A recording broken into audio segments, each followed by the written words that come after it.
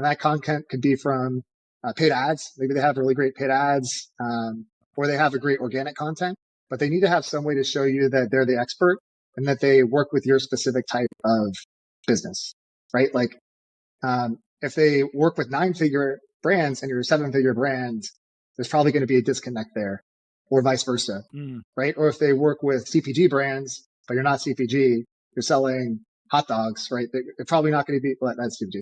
They're probably not going to be a good fit if they don't work in your vertical CPG niche. till you cook it.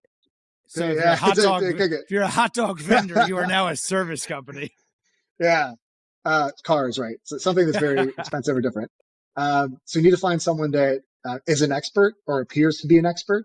And then you need to make sure that they actually are an expert, because what happens in most agencies is the founder is the person who's selling you.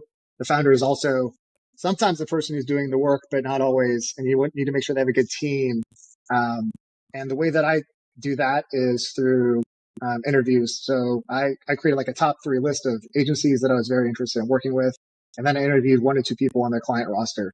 I just asked them, hey, would you be opposed to letting me talk to some of the brands? And you'll learn so much from those customer interviews.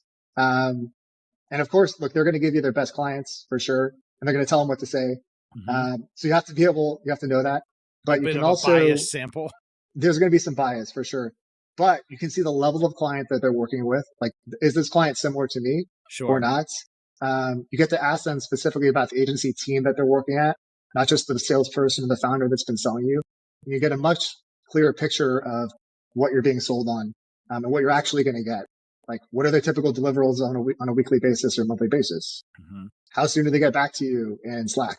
Like, the important things that you want to understand as a founder, you probably are not going to get a real answer from the owner.